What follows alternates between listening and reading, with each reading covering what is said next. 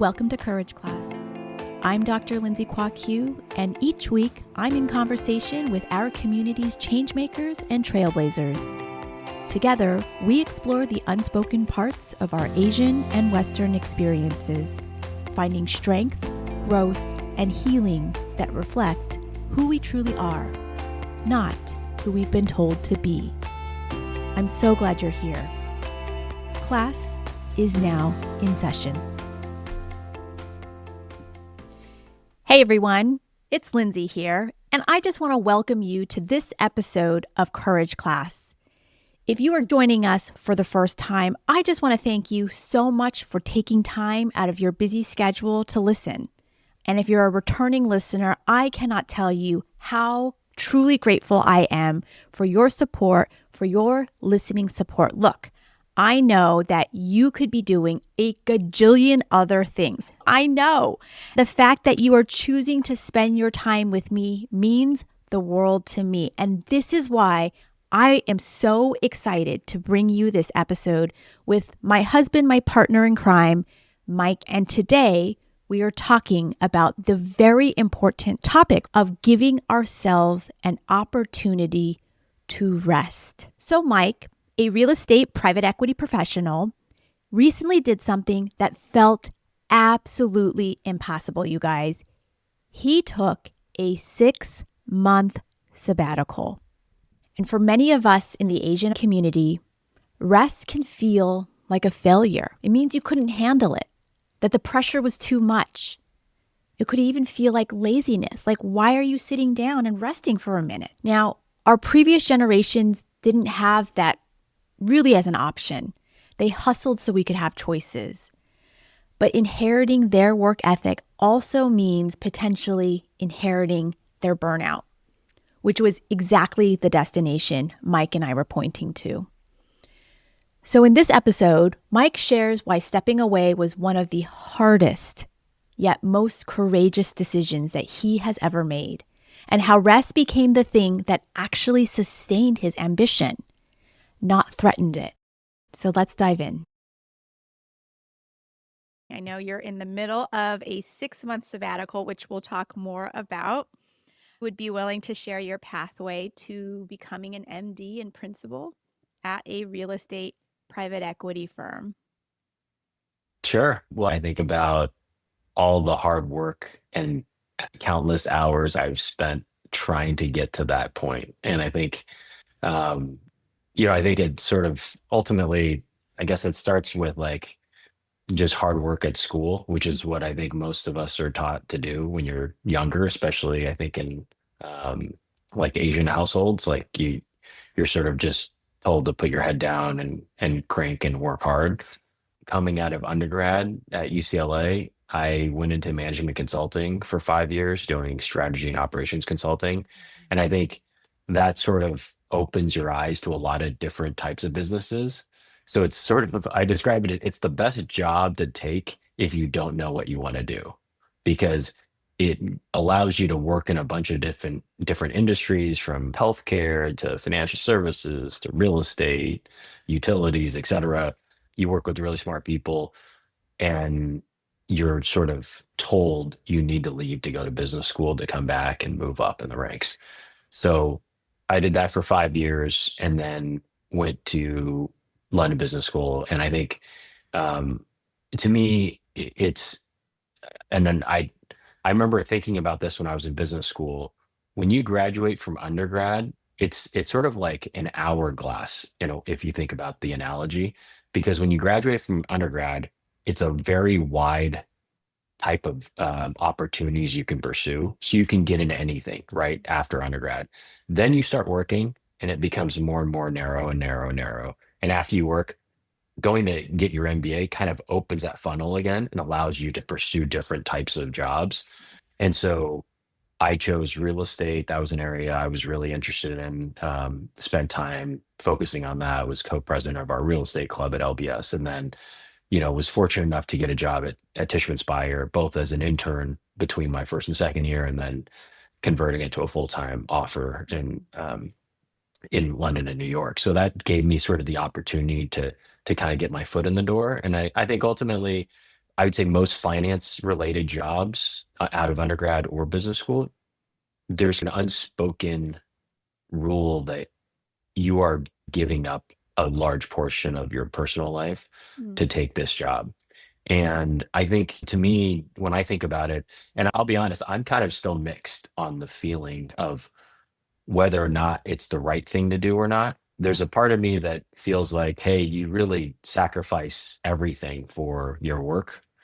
But there's a part of me now, even in my mid 40s, where I think in your 20s and 30s, or at least your 20s and early 30s, I think it actually is a good thing in a way Mm. to work really hard because it sets you up and gives you the foundation to have a lot more options as you get older.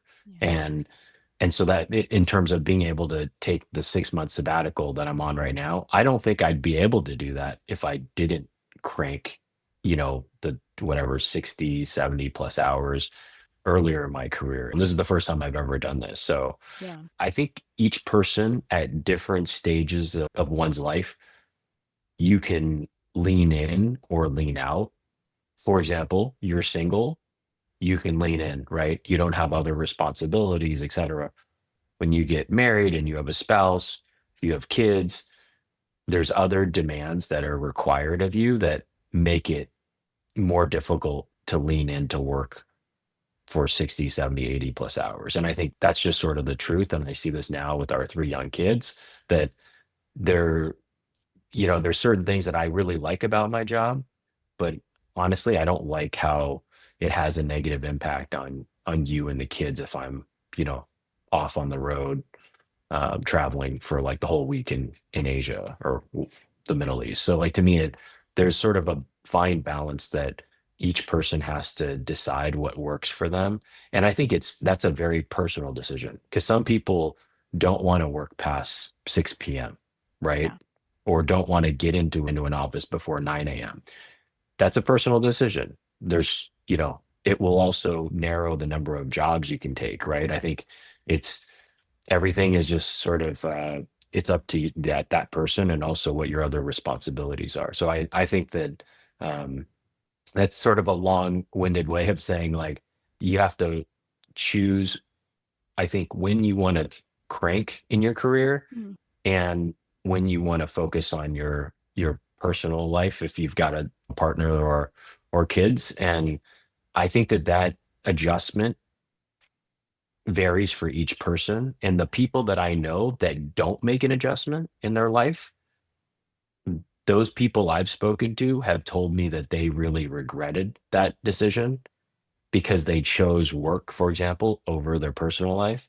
And when they were 60, 70, 80 years old, they realized they sacrificed kind of too much. And I think that that's one thing that really hit me is, um, coming to the whole point of taking a sabbatical. I wouldn't have taken the sabbatical if I wasn't fortunate enough to have my better half tell me that this is something that I needed to do. But I think being able to take a step back, you can only do that if you realize that taking a step back and slowing down is actually something that you can only take advantage of now, or at least if I feel like I'm not going to regret this decision in my 80s or 90s, right? Later on in my life, hopefully, if I'm able to, be retired one day and at that age, I don't think I would regret that decision. I think that's what made it actually very easy for me to realize that. And I sort of stole that from, Jeff Bezos's regret minimization framework. And I think Yeah. that's sort of a good way to kind of think about framing sort of tough decisions. What is Jeff Bezos's regret minimization framework? Can you just give a quick high level of that Yeah. for folks? Yeah. It's basically if you're faced with a very difficult decision in life, you pretend and think about you being, call it, you're 90 years old on your deathbed. Then you look back at this point at when you're making this decision and you ask yourself, would you regret not doing this? Mm. And or would you regret doing this? Right. And like there's different ways to frame it. And I think that in this case, for me, I said, would I regret taking a sabbatical in my mid 40s to take 6 months off to invest in myself, my family, and my friends? And the conclusion was like, no, Yeah. it would be like an easy decision. But before making the decision, it was actually very, very hard for me. And I think I was having a really tough time thinking about taking a sabbatical because it's not a typical thing that most people do in my industry. So, I think credit to Bezos. I think it's a really smart way to think about things because that's really what you want to do is you kind of want to minimize the number of regrets you have in your life, Mm. and I think it's something to sort of think about. Yeah. No, it's really, really powerful advice from Jeff Bezos, but particularly from you. I've had a front row seat to how hard you work, how hard you continue to work, and how much pride you take in the work that you do. I know it's a huge piece of who you are. And I can only imagine how difficult it must have been to come to a decision to rest. I also know, for both of our backgrounds, rest isn't something that was necessarily a luxury to both of our previous generations. And I'm curious to know, how did cultural expectations shape your views on work, rest, and even masculinity? Um, one thing I've learned this in marriage therapy, that you think of yourself very much as a provider and a protector. And at first, there was a part of me that felt very like resentful of that. Like I don't need protection. I'm an independent woman. I definitely brought that energy into the room, but it's one thing that I have really learned and have grown over time to really respect and just love about you. Yeah. So I grew up with both my parents working Mm. effectively their whole career. I'm an only child, so my mom was working the entire time, and I think that I my view of work was just like you pick a career, you pick a profession that you're interested in, and you lean into it and you work really hard, and you don't, maybe you complain privately about it, but like you just sort of like not every moment about your job is going to be awesome. Even if you're a professional basketball player, right? I'm sure they complain about some of the practices or things that they have to do to prep for or post game like recovery. But I think like I viewed work as you got to find a way to find something you really enjoy. And also, yeah, I think it was kind of unspoken, but um, I think coming from an Asian household, it was a little bit more of the um, typical stereotype of like, the male, my dad would just work and then my mom would sort of take care of the household, but she was also working. So Mhm.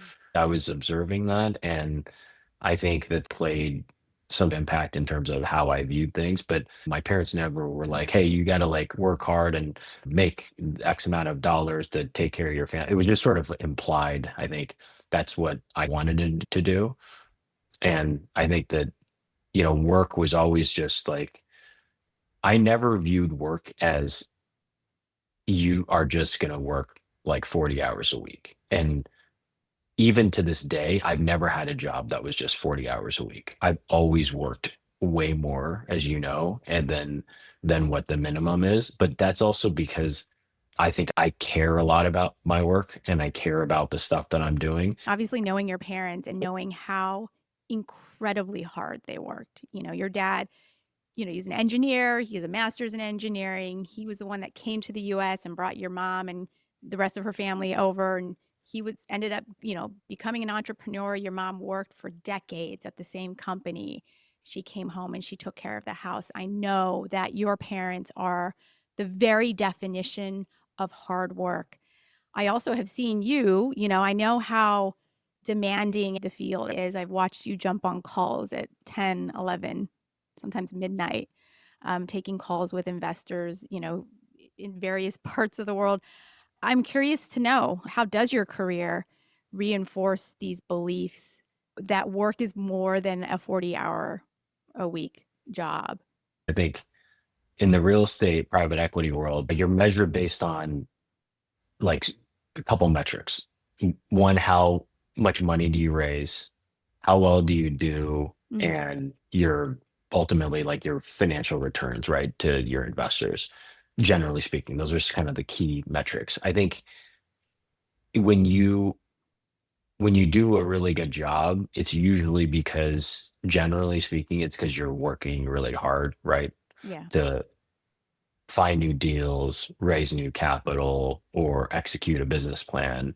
And if you're doing that and you're doing it well, you're getting praised and then you continue to do better. It's a little bit of a reinforcing cycle where, most people in the industry are working pretty long hours.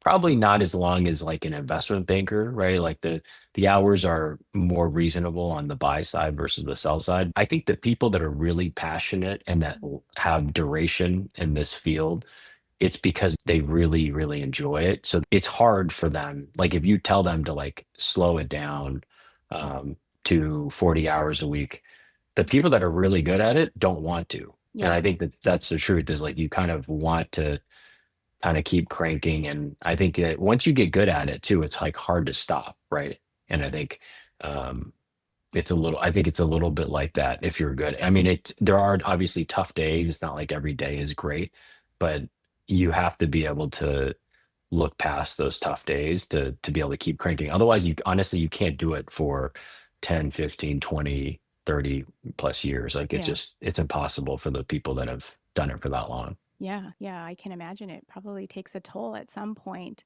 But I can also see the other side of it that if you're really good at it and you're meeting all of these different measurable objectives on a routine basis, I can see how that's a sort of a reinforcing cycle that can be incredibly difficult to walk away from. And we alluded to it at the very beginning of our conversation that, spoiler alert, you're on a 6-month sabbatical. You shared how difficult that decision to come to this, this place of rest, to literally to take a pause on your career, how difficult that decision was. Because again, you were doing really well at the firm. I'm curious to know from you, as you came to this decision of, okay, I think something needs to maybe change or I need to take this pause. What were the signs that you recognized that that was a decision that you might have to make in the very near future to take this sabbatical? And if so, can you talk a little bit about what those specific signs were?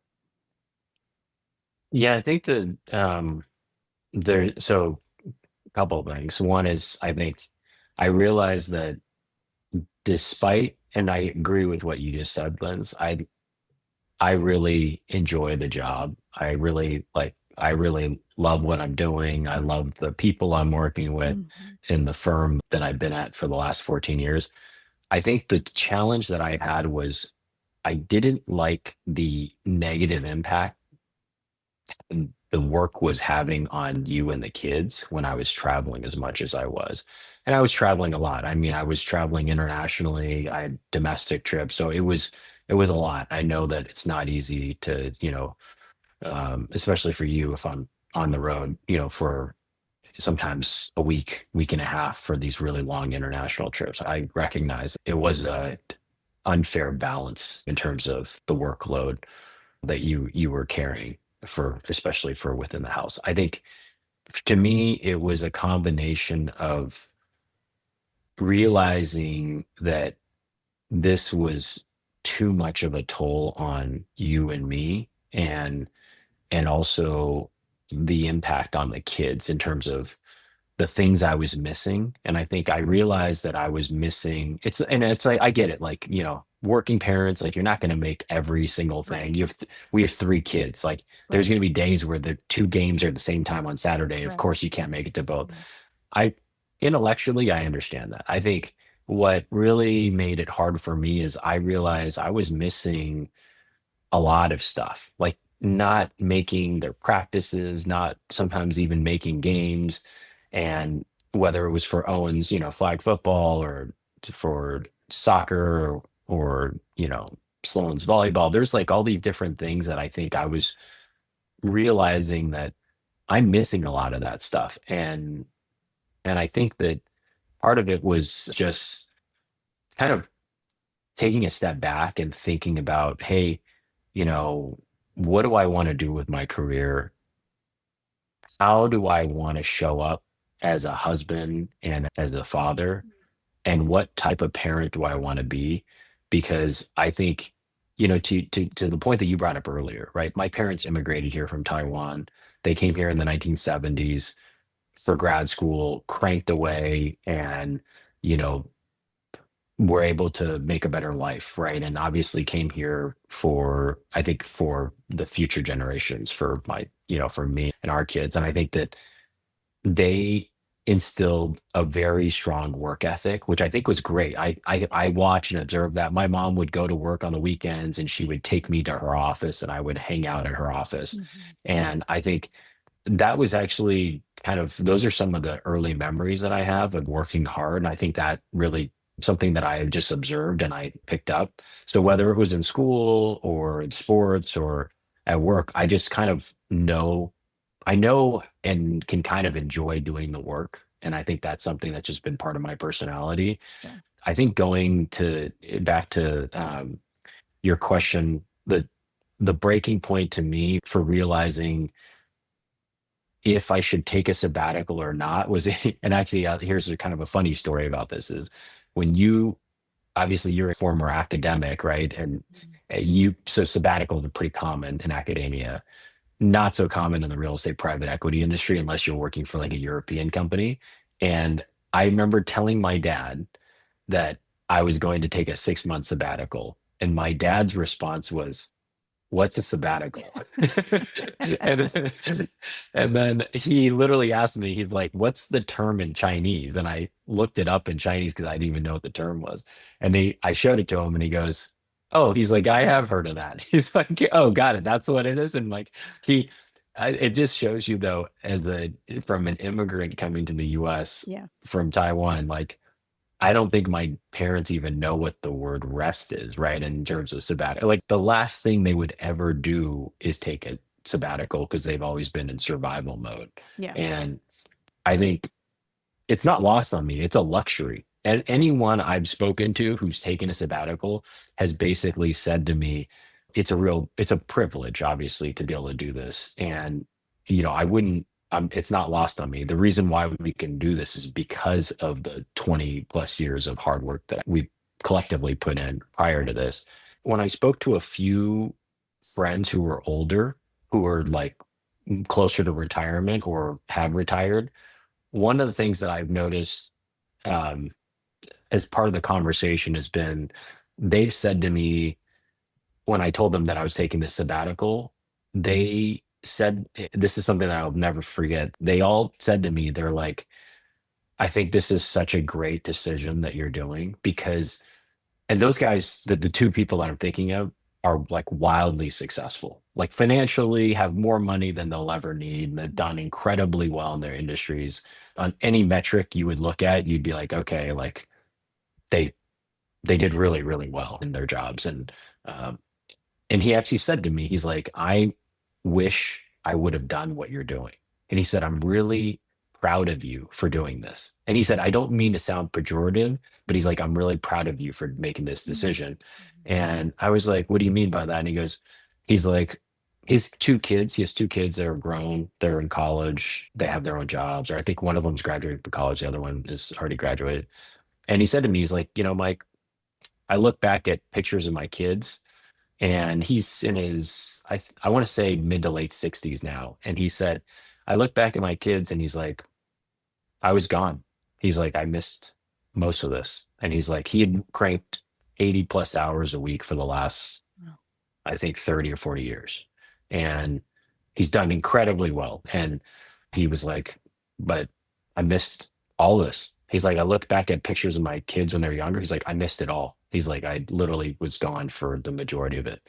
And I told him, I said, that was one of my biggest fears, that I feel like I'm going to wake up one day and the kids are going to be grown up. They're going to go off to college or they're going to be graduating from college. And I don't want to say I missed it. And I was like, I know you probably make less money if you like are not cranking as hard for as long, but in the end, it's a trade-off. And I think that for me, um, going back to that regret minimization framework, I think I would regret being gone for all the stuff with the kids and not seeing certain things, missing certain key things for our family, not being able to have certain experiences, um, than having a bigger bank account, right? Mm. Or more money. And so I think that was something that I kind of came to realize, like, I think going into this sabbatical, and I something I've been thinking about during the sabbatical. So I think, every person's different. I think, but I think a sabbatical, one thing that's really good about a sabbatical that I don't think most people realize is Yeah. it gives you a lot of time and space to think about things that you just haven't had a chance to really either learn about or focus on. And if you're able to take your sabbatical and I think it's better to have it be a little um, like loosely structured. And what I mean by that is like instead of having my schedule before was like 8 a.m. to 7 p.m. every day, full of calendar, Yeah. and then some Sometimes calls like midnight. yeah, sometimes at midnight. Yeah. And I think that it's just that's what the nature of the job is, right? Like sometimes you've got stuff that happens early in the morning, late at night. I think if you can have a sabbatical schedule where you have a few things planned and then you have just open time for space and exploring, I actually feel like it's been very, very good for me to just have a lot more open space, like to go for a long walk, listen to a podcast, go play golf. Like we obviously took like 5 weeks off to go to Europe. Like we to do some of these trips and plan longer, I call it sort of unstructured thinking time. It really is very, very helpful. And I think it helps you see things that you don't normally see, honestly. And it's just very hard to do it, I think, when you're cranking and you're busy, like working 60, 70, 80 hours a week. It's like, it's hard. Yeah, no, definitely. Every single time I see you sitting and reading a book or even just sitting on the couch, it gives me so much joy to see you sitting and enjoying and being in the moment. And you're right, it is really difficult when you're go, go, go, which is your schedule was the very definition, I feel like, of go, go, go. Just to have this moment, it's such a special experience. Is there anything that has surprised you the most about taking the sabbatical or just pausing and resting? Yeah, I think that the what surprised me the most is how difficult it is for people to want to take a sabbatical. Mm. I think that everyone I think not I don't want to say everyone, but I think most people recognize that taking some break, whether it's like a 2 week vacation or a 3 or 6 or 12 month sabbatical Yeah. is positive. But I think it's very difficult, right? And I think I realized talking to friends and other people like I know some friends and the other people I've spoken to recently, they're like, oh, I would love to I like they, I feel like I implanted the seed of the idea of a sabbatical in their heads. And a few people have reached out to me and said, man, I really think I want to take a sabbatical. And I was like, I didn't even think a sabbatical was a possibility. I feel like to me, a sabbatical was like, are you like kind of just like quitting and leaving because you're under too much pressure is in a Yeah. way like Yeah. it's like that the view the my Yeah. the way I interpreted a sabbatical was you're at a breaking point because it's too much versus, hey, let me invest in myself and my family and my friends. It's like a very different view of what it is. Yeah. Like you have a breakdown because you're under too much pressure or you're laid off, you're in between jobs or whatever it is. Like to me, that's not really sabbatical because then you're kind of like not enjoying that time period off. Mm. I wish everyone could take a sabbatical because I feel like it's such a great time for you to reflect and think about things, but it's also it's not easy, right? And like, not everyone can do it and not every company gives an option. Like I'm taking an unpaid sabbatical, right? So it's very different than if you're like a professor and you're getting your Yeah. full pay or a portion of your pay. So I think all those things factor into whether or not someone would do it. But if every company offered it, if it was offered like maternity leave or something, right? I think most people would probably take it. Mm. Um, it's just it's not it culturally. I don't think it's something that's as common in the U.S. Like Sam Altman, I was watching a YouTube video on him, and like he talked about how he took a 1 year sabbatical. I'm like, but it's not that common, you know? No. Yeah, no, you're right. It isn't that common, and it's not that common in a Western or Asian context. At least I think. Why do you Yeah. think people sort of, I mean, financial aspect aside, because some people literally they just can't stop for 6 months and afford an unpaid sabbatical. Although I think that the argument, that could be made here is it doesn't have to be 6 months. What if it's just like like you said, like a two week vacation? But why do you think that both Western and Asian cultures sort of frown upon slowing down? Like it seems to be like it's mutually exclusive of ambition, which drives me crazy personally. But at least maybe some of the information that I've been privy to, it feels like people kind of just are like, oh, like slowing down. Like, what are you not trying hard enough, or you can't cut it, or why is there such a negative view? Yeah, I don't it's a good question. I don't know. I don't know. I don't know the real reason. I think in the US culture, I think it's so dependent on the industry and the people that you're around. Because if everyone around you takes a sabbatical, it doesn't feel that weird, right? And the more and more that I've talked to people who have taken a sabbatical in the US, I think when I was, talking to a friend who was actually also on a sabbatical um just recently, and it's like when you're talking to someone else who's either taken a sabbatical or is on a sabbatical, you totally understand each other.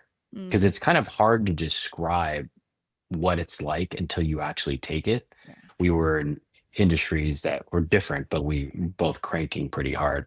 I think that in Asia, the reason why sabbaticals are not as common is I think, and I'm stereotyping because Asia obviously is a big place, but I think when you look at all the different Asian cultures, there is a bit of like, hey, it's like work, go, go, go. And people um, are, I would say generally speaking, people are hardworking, pretty ambitious, and they don't want to take that time off. I think in Asia, it's almost like viewed as like being kind of lazy. Like Mm, mm, if you take too much time off, it's like what's yeah. too long, right? If you Yes. take Yeah. 2 weeks off, no, I don't think anyone thinks you're lazy, right? It's like if you take a month off, okay, I think they start to feel like, hey, that feels a little lazy.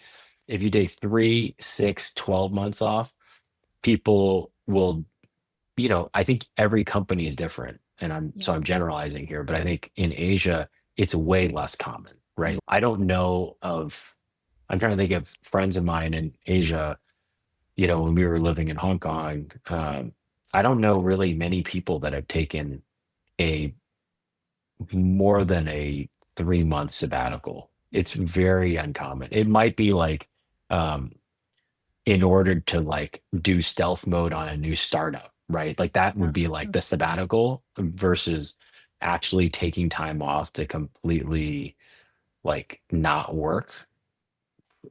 Not very common as if you go to, I think it's very different if you go to Europe or Latin Mm, America. Like they have no problem slowing. I mean, I'd say their quality of life is substantially better than the US for the average worker there. And, um, you know, I think they probably have a better balance. But then again, I'd also argue that you have a lot more opportunity to create something new or progress within the US. So there's pluses and minuses to it. absolutely.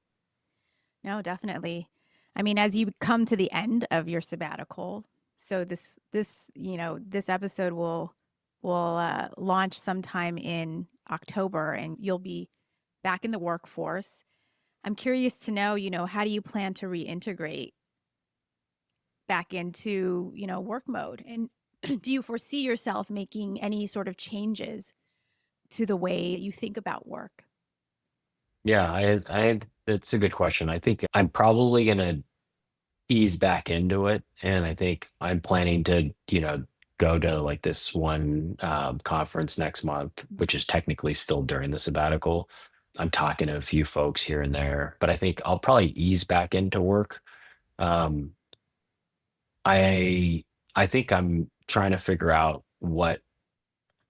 how to find a role that sort of matches that balance of doing something I'm interested in that fulfills that sort of work bucket of being able to do something fun and interesting, but also be able to have that balance with, you and the kids. And I think that it's not easy. I think it's different. Like, I think if our kids were 10, 15 years older, I don't know I would feel so much pressure to have to do everything where I'm maybe as local or as needing to be there for everything, because I think as your kids get older they need you for different things, right? They don't need you for like the pickup and drop offs, right? If they're like in college or whatever. And so I think um i'm I think I want to ease back into it, and I want to see what makes me excited about work that gives me a way to find some reasonable balance. And I know it's like a cliche, everyone talks about work life balance. I think it's hard. I'll be honest, like I don't know that I'm convinced that there is a real work life balance. Mm. Like, I actually think most people that love what they do, Yeah. they kind of just integrate work and their personal life into it. Yeah. So it's kind of seamlessly like folded together. Um, I don't know that that's a great balance per se, but I think it actually works for a lot of people. Like, I see some people who are really good at their jobs and they integrate. So when they go on vacations, they're like doing stuff kind of work related, Yeah. and they just kind of never turn it off. Yeah. But I think that to each their own, they can kind of make it work. And I think if you're able to do that, that actually is great because you have more balance and flexibility. I think the one thing that I've also realized that I think that I didn't value as much pre-sabbatical as I do now is the flexibility and autonomy of time. And I think that's something that I came to realize, like, if you have a demanding job and you have to be in New York next week, or you got to be in Tokyo in 2 weeks or whatever, right? You like a lot of demanding jobs that are global now, and you've got, a lot of demands from where you need to be. Some cases that's actually really fun and it's great. Like, I have to admit, like, I've been on a lot of these business trips, and I think it actually can be quite fun, and you get to open your eyes and see a lot of new things, but you don't have the autonomy of where you want to be, because you might have to be somewhere even if you don't really want to be there that week, right? Or those couple days. And I think that's something that I realize now, when I was sort of, reading some different books, but when you look at sort of like the um, five types of wealth, uh,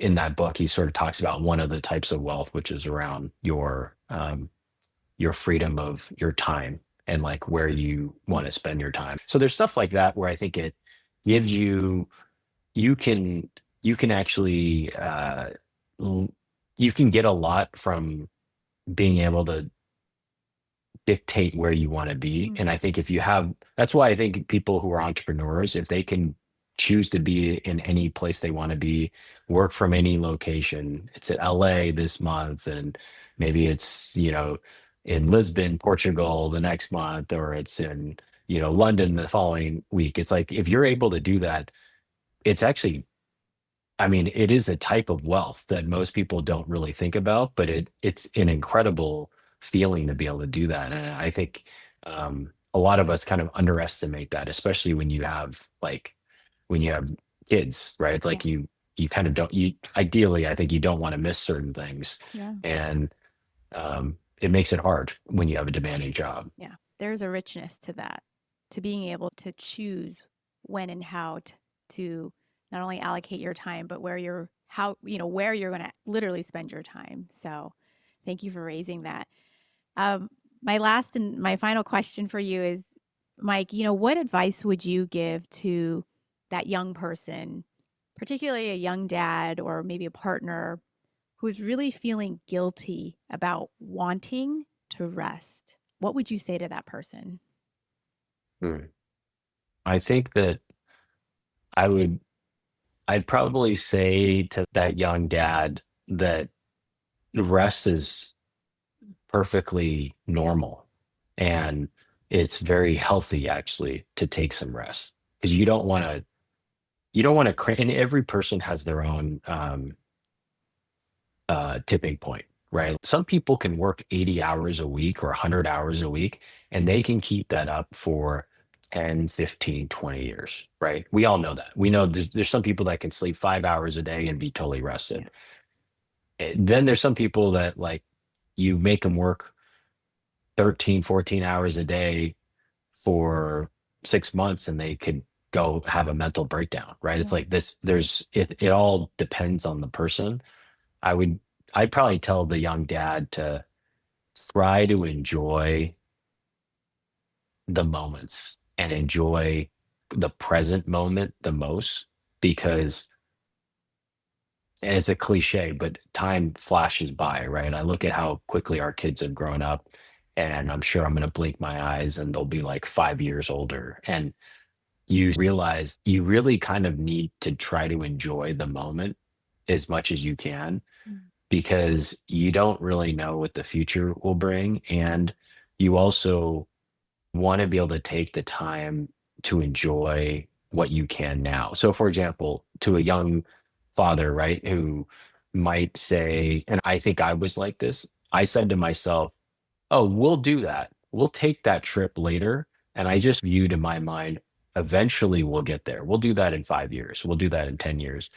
And I realized that, and there's like a study, right, that says, and I'm not sure if I'm gonna get it exactly right, but it was like 70% of the time you spend with your kids is by the time they turn, I think the age 14.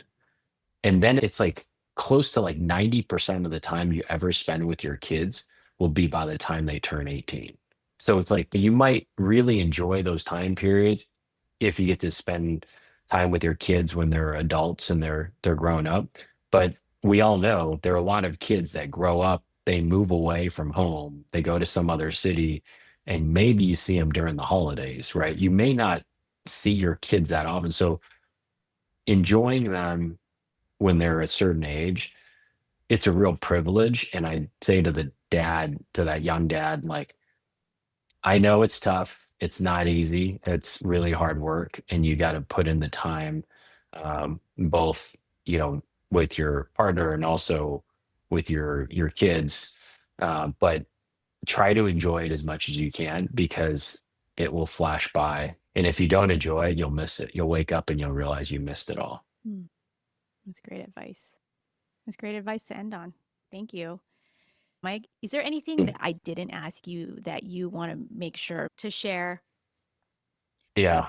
I would say the only thing that I'd probably add is maybe the idea of taking rest for most people may feel like some sort of like loss or like you're giving up something. Um, I think that what people don't realize is if you can take time to rest, like during a sabbatical and truly unwind and invest that time back in yourself, your family, and your friends, I think there's going to be such a huge like payback period. Like I really Right. think that it's something that